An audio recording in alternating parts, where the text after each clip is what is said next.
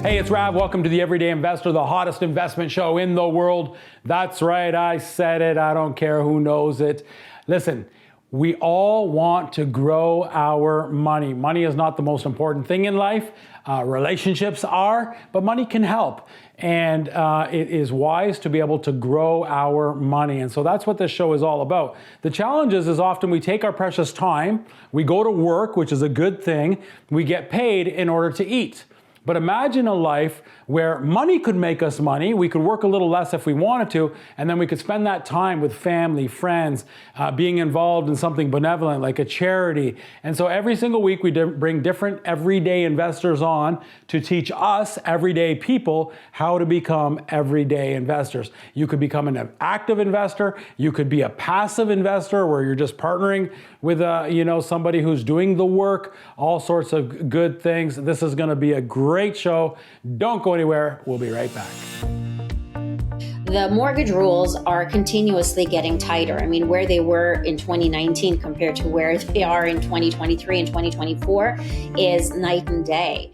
The mortgage world has changed. Has your advice? Are you looking for a modern approach to your mortgage planning process? Advice tailored to your unique, ever-changing circumstances? Whether you're upsizing, downsizing, purchasing, or refinancing, the Kyle Ford Mortgage team works with individuals and companies to custom tailor the right mortgage product for you. Working with a wide selection of lenders, we're here to serve our clients and help them achieve their real estate and retirement goals. Contact the Kyle Ford Mortgage team today, Canada's mortgage choice.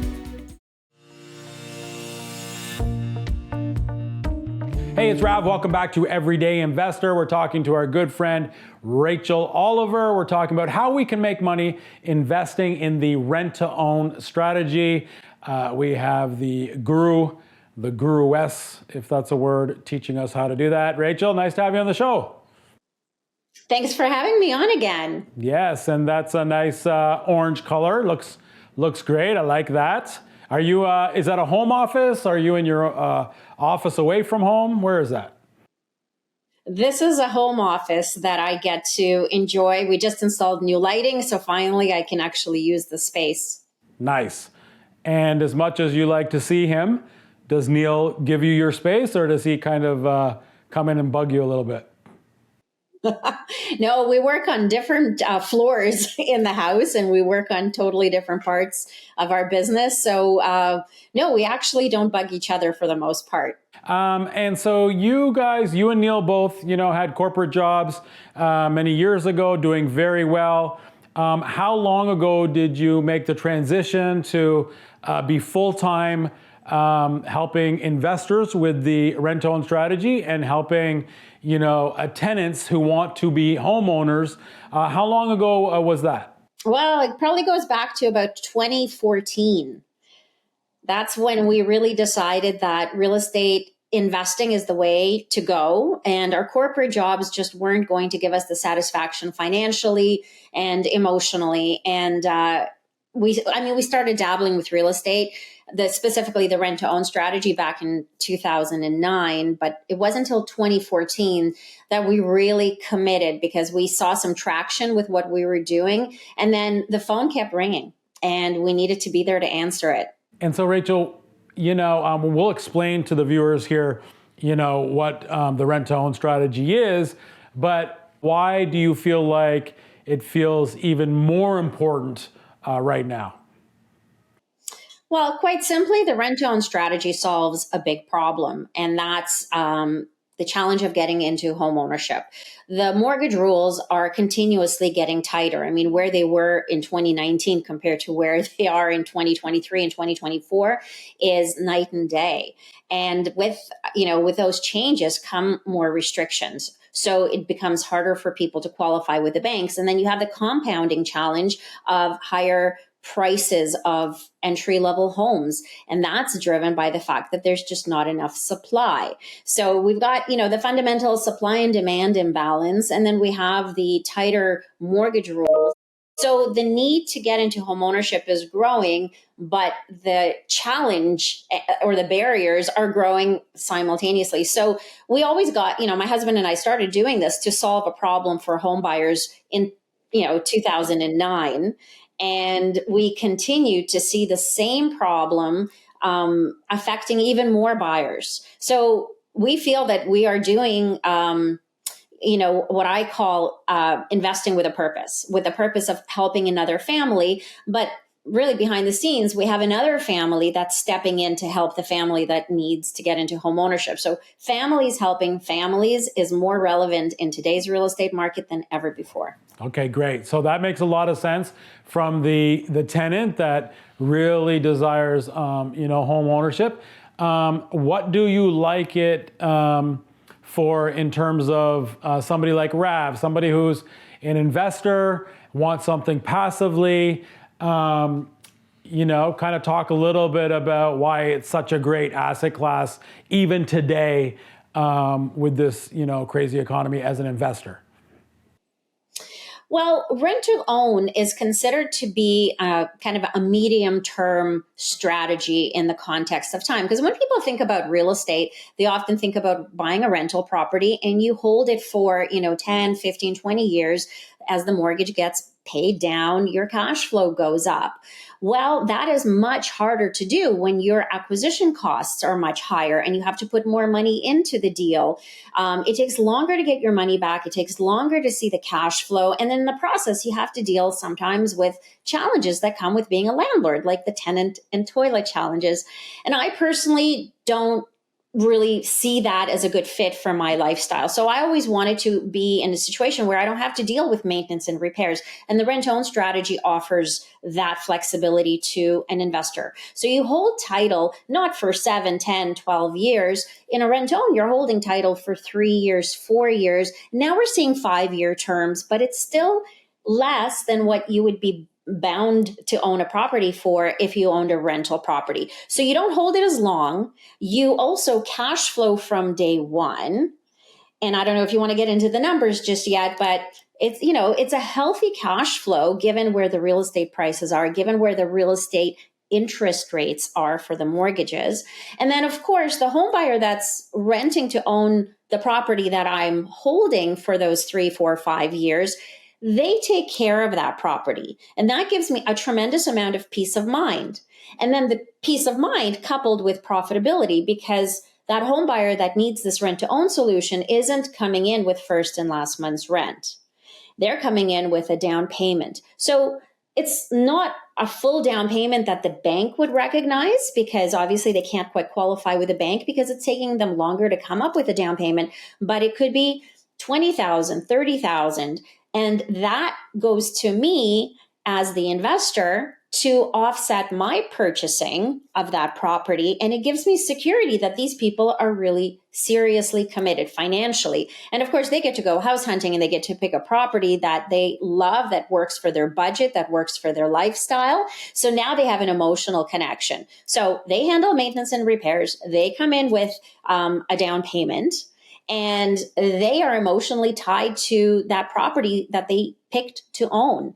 So, it's checking all the boxes for peace of mind as an investor, especially in a turbulent time for real estate.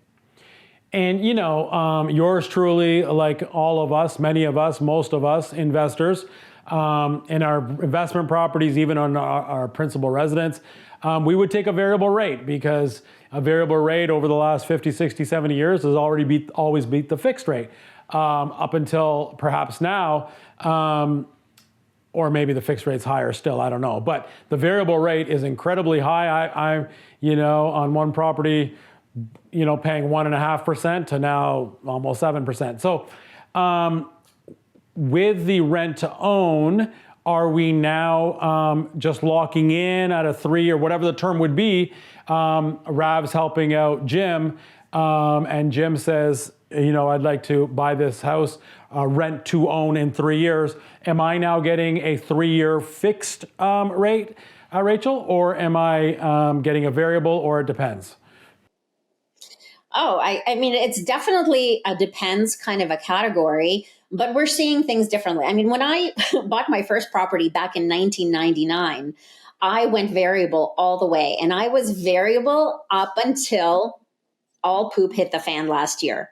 So I've had a very long, profitable run of carrying variable rate mortgages for all of my properties, my personal, residential, and any investment deal that we've ever done. And of course, the gates have kind of shut on that opportunity now. Now, am I saying that I'm not going to go back? So it makes sense to do fixed rate mortgages for the time being, but only for a short while, maybe 2 years max, because what goes, up has to come back down in the case of mortgage rates. So I don't want to necessarily park myself in a fixed rate mortgage for the full 4-year or 5-year rent own deal. I want to be able to have some flexibility. So this is where a really strong professional, mortgage expert is going to be a deal breaker, because at the end of the day, the cost of borrowing and how you structure the financing can make or break your profitability with any type of real estate investment. So for me, it's really important to kind of have some flexibility. And that's what the variable rate always gave me. And I think with flexibility comes choice. And with choice, there's a lot more control. And I'm a bit of a control freak, Rav.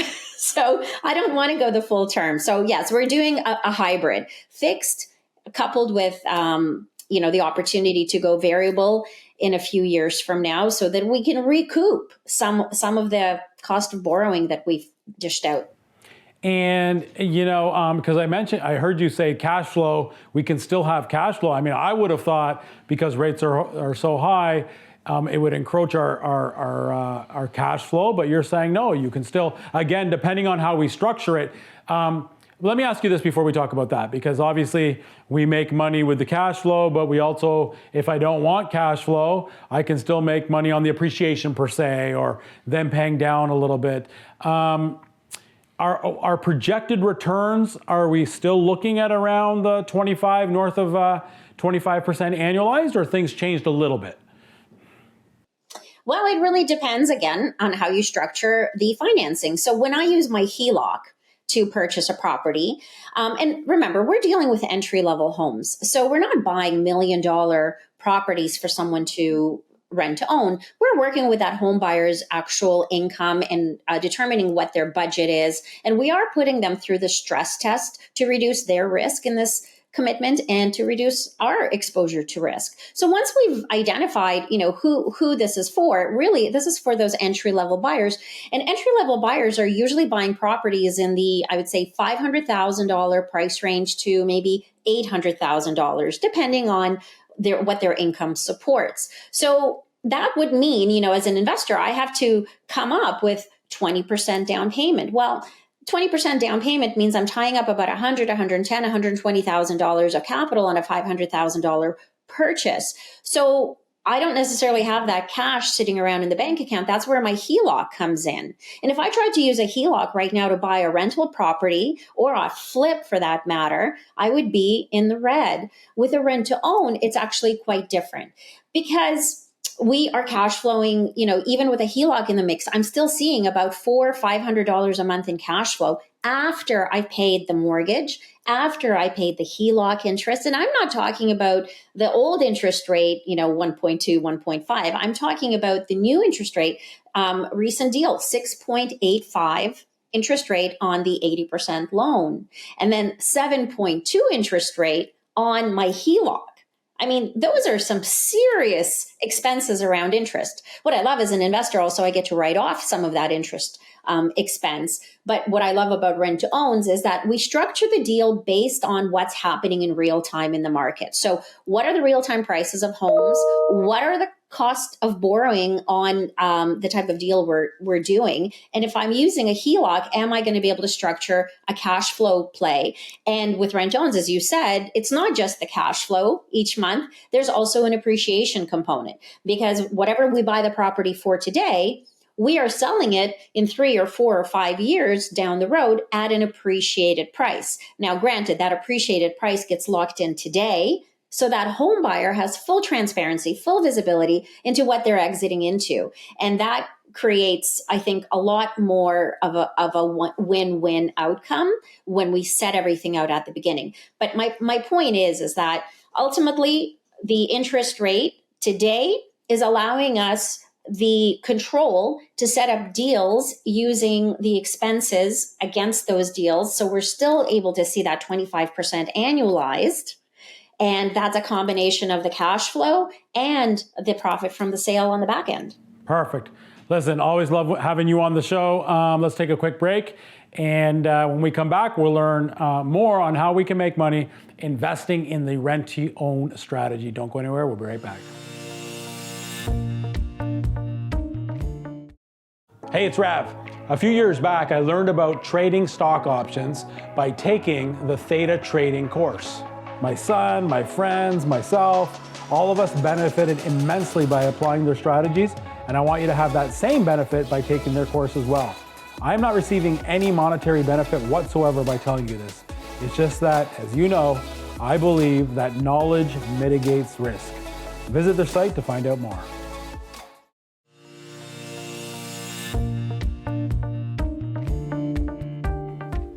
Hey, it's Rav. Welcome back to the Everyday Investor. We're talking to our friend Rachel. She's teaching us how we can make money in the rent-to-own strategy. So Rachel, let's say Rav is the investor, and I've got, Jack and Jill. They're the tenants. They want to become homeowners. They're going to rent-to-own from Rav.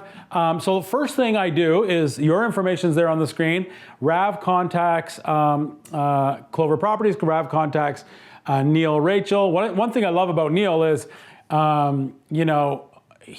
what's different than a lot of other rent-to-own companies is that he helps Jack and Jill. There's a reason why they can't buy right now, and it's not necessarily money. It's usually credit. And so he helps them over the 3, 4, 5 years, however long it is, to get their credit in a place so that they now can take over ownership, as well as, you have mortgage specialists on your team, and, you can help me with all that kind of stuff. So the first step is, Rav is watching the #1 TV show in the world, and then he sees this wonderful woman named Rachel, contacts her, and says, I want to invest passively. And so how that works, I have a budget of about $500,000. So let's just say that's a $500 purchase price. And Rav normally would put down 20%. But in this case, Jack and Jill, they would put down, let's say I normally would put down 100,000, Rachel. I can have Jack and Jill because, again, money's not necessarily the issue, it's credit. So in a case like this, it varies, but typically, what would Jack and Jill put down as a down payment to help me with that 100? So on a $500,000 house, very common to see those, aspiring buyers to have about $25,000 down. $25,000, so about five. So if they put 5%, that equals $25K. And then Rav will put down 15%, which equals the $75K. And I like this. Because they now have skin in the game. So this is kind of step one with the purchase. Now, you have realtors on your team as well that are helping to find this property that both Rav and J&J agree upon, correct? Yes, absolutely. But there are sometimes situations where someone has been renting a home and the landlord says, I'm going to sell. And in some cases, if Jack and Jill have the income and they have a little bit of savings, well, we can help them rent to own the home that they've been renting. And it actually solves a problem for that landlord and, not having to do showings and not having to list the property. So there is the majority of what we do is, of course, we help the Jacks and Jills to go house hunting with a realtor. But in some cases, if someone has a home that they can afford that they've been renting, we can help them stay there too. Okay, so I never really thought about that. So basically, we have got, Johnny. Johnny has a property. Jack and Jill have been faithful tenants. Johnny now wants to sell that property through Rachel and Neil, through Clover Properties. They know Rav, who's an investor, wants to be a passive investor. I purchased that property from Johnny with the plan of Jack and Jill purchasing it from me at a determined price in 3 to 5 years. You got it. That's exactly how that would work. Okay, that's fantastic. Okay, so here we are. There's some skin in the game here. Now, let's just throw out some, numbers, meaning, let's just say rent is, $2,500 a month, market value. My understanding is Jack and Jill are not paying Rav $2,500 a month. They're paying more than that. Explain how that works. That's a great question. And this can get really misunderstood. So this is a really important piece that I like to drive home. We are not asking these, would-be homeowners to pay more because we're trying to gouge them. What we're really trying to do is make homeownership accessible to them. And what's really happening is that Rav is qualifying for a mortgage with your bank, and that bank is giving you a rate. And because you have amazing credit and because you're showing that you have 20% down to meet their lending criteria, the bank is going to give you the best possible rate you can get from the bank. So prime, maybe plus 0.5. That's a very common scenario. Now that of course forms a monthly mortgage payment. And that monthly mortgage payment is passed on to Jack and Jill to cover.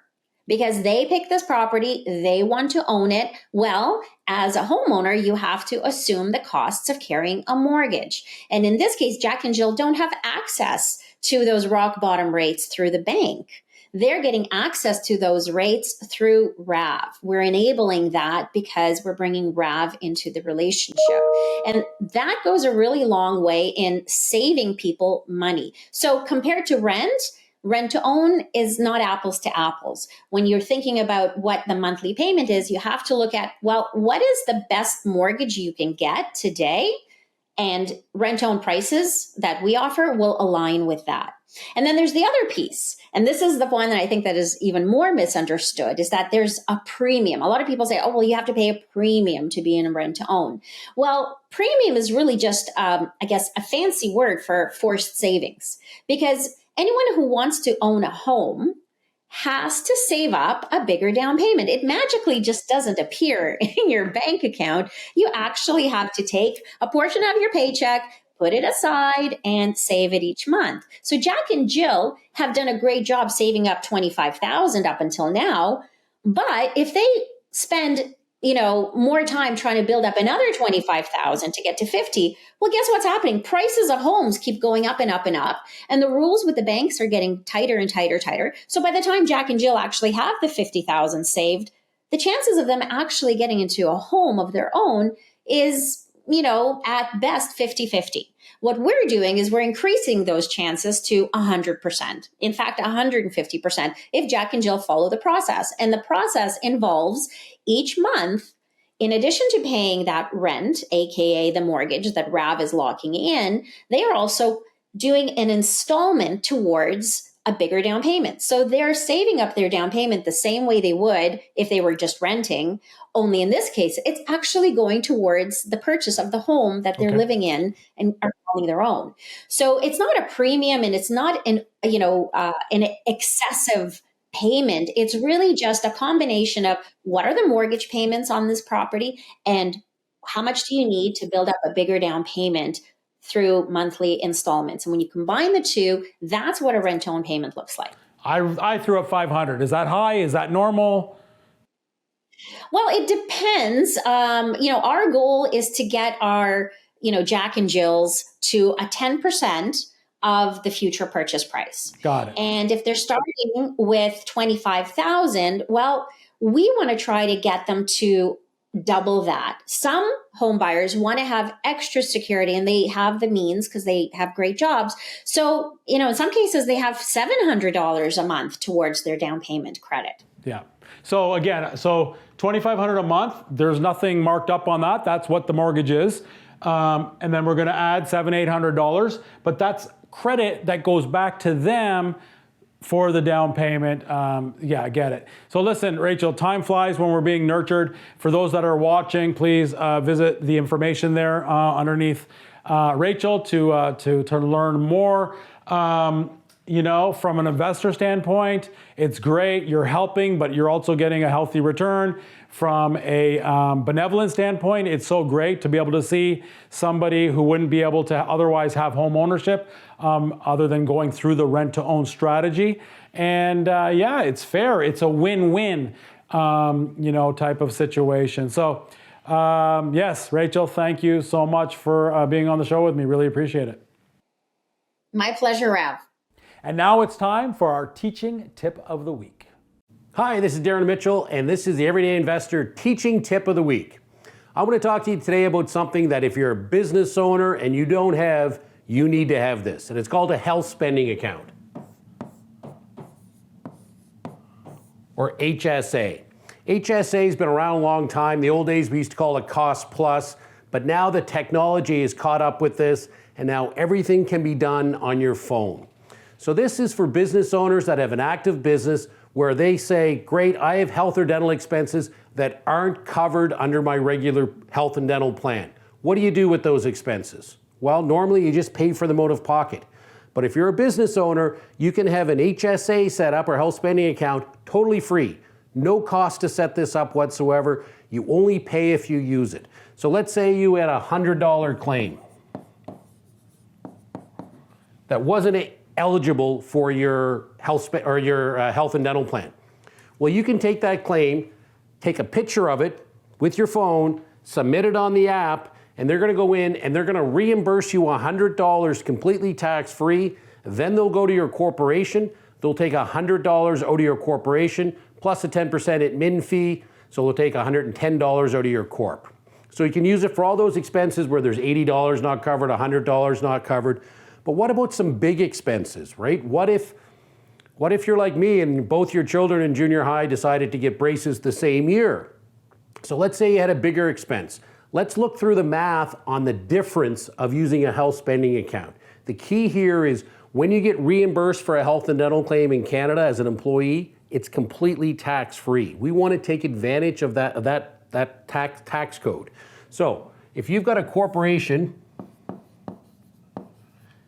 you're going to need about $20,000 of corporate money to pay to yourself to net $10,000, okay? Assuming a 50% tax bracket.